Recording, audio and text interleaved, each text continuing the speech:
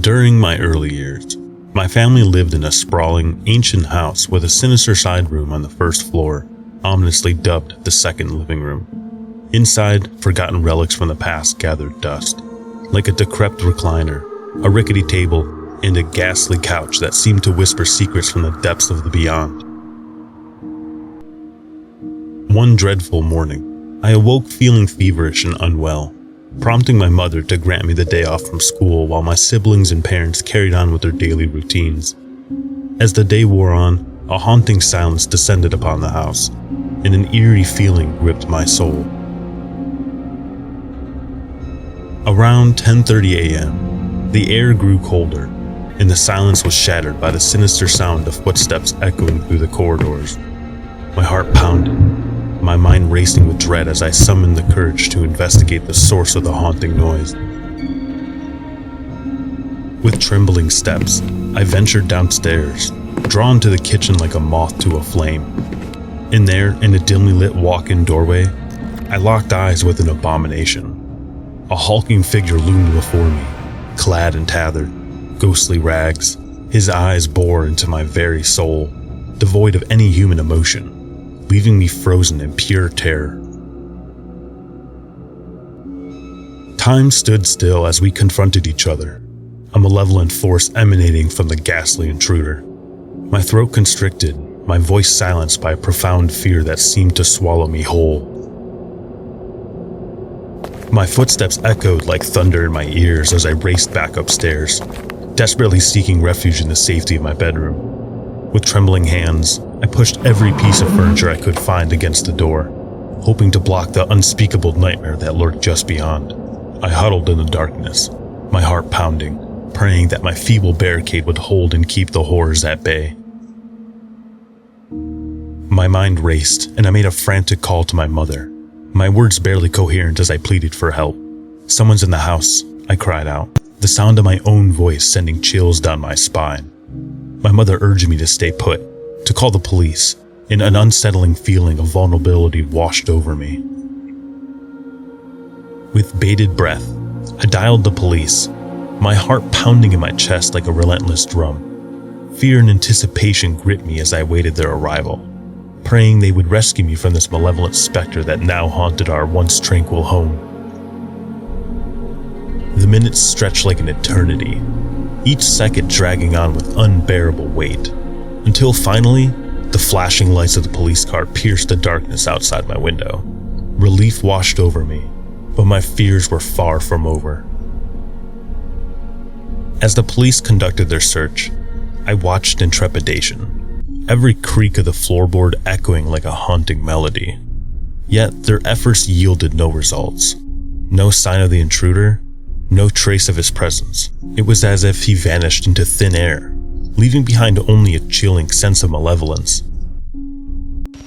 Then, just as the officers prepared to leave, one of them discovered something horrifying beneath the cursed couch in the dreaded side room. Trash bags filled with decomposed food, personal belongings tainted with malevolence, and an overwhelming stench of decay filled the air. A sense of dread overwhelmed us as we realized the truth. The intruder had been lurking in the shadows of our own home, feeding off our fears and leaving us vulnerable to his sinister presence. From that day on, that side room was forever tainted, a place of darkness and despair that we dared not enter. The echoes of that night still linger, haunting us in our dreams, a constant reminder that evil can lurk in the most unsuspecting places, waiting to strike when we least expect it. Many years ago, during my high school days, my family lived in a creaky old house in a neighborhood plagued by darkness. The walls seemed to whisper with eerie secrets, and the shadows danced ominously, making my skin crawl. That faithful night, my parents were away at a wedding, and my brother worked night shifts, leaving me alone with my faithful companion, Shadow, a loyal and fierce Doberman. The air in the house felt heavy, and an ominous silence enveloped everything. I planned to spend the night playing video games and devouring pizza, but little did I know that the house held secrets beyond my imagination. Shadow, with his keen sense, sensed something amiss. His ears perked and his body tensed. Around 1 a.m., eerie noises echoed through the back alley, sending shivers down my spine. At first, I dismissed them as mere sounds of the night, but as the banging persisted, my heart raced with terror. Shadow growled low in his throat, his teeth bared as he stood guard by my side. With my heart pounding, I decided to investigate the source of the disturbing sounds. Armed with a baseball bat, I descended the stairs, the floorboards creaking beneath my feet. Shadow followed, his eyes gleaming with fierce determination. He was my protector, my guardian in this haunted place. A chilling voice uttered, "Oh," and the banging ceased. My blood turned to ice as I peered through the basement door, but there was no one to be seen. My mind raced with fear, uncertain of the malevolent presence that had been lurking in the shadows. Fear-stricken and desperate for safety, I locked every door and window, hoping to keep the darkness at bay, but the night was far from over. Morning came, and my brother inspected the basement door. To our horror, it came off with ease, revealing the intruder's true intentions. Shadow's courageous actions had saved us from the unknown peril, and I couldn't help but tremble at the thought of what might have happened had he had not been there. The incident left an indelible mark on my soul, forever altering my perception of our once peaceful abode. The house that once provided comfort and warmth now felt like a haunting nightmare. Shadow, the brave and loyal guardian, is forever etched into my memory as the one who protected me from the malevolent force that lurked in the darkness. Even now, as an adult, I find myself haunted by the memories of that terrifying night, forever grateful for Shadow's unwavering courage and fierce loyalty. He was more than just a dog. He was my savior in the face of unimaginable horror. I was only 13 when the spine-chilling incident took place. The town I lived in was shrouded in mystery, and our house had an unsettling aurora that kept me on edge. That fateful night, a powerful thunderstorm shook the town, and due to the tornado-prone area, I sought refuge downstairs in my dad's room. The clock struck 2:13 a.m. As I sat on my phone, engrossed in YouTube videos to distract myself from the storm, suddenly I heard what sounded like my dad's car pulling into the driveway. Relieved, I thought he had returned from work, but something felt off. I glanced out the window facing the driveway to welcome my dad, but to my bewilderment, there was no car in sight. Confused, I waited for him to come inside, but the sound of intense car bass persisted as if they were right outside. But my heart raced with fear and uncertainty.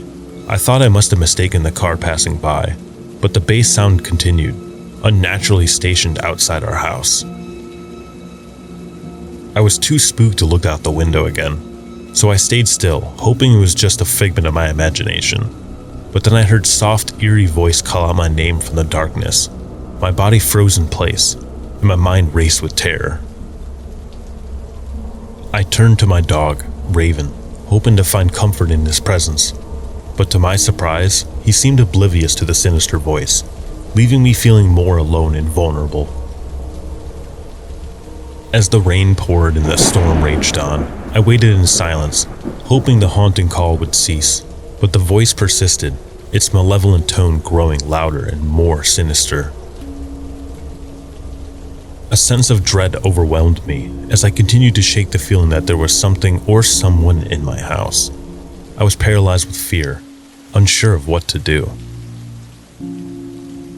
Finally, I mustered the courage to move. I tiptoed upstairs, my heart pounding in my chest. The voice continued to call out, growing louder and more insistent. It seemed to be coming from my parents' room, but when I opened the door, there was nothing inside except an eerie silence.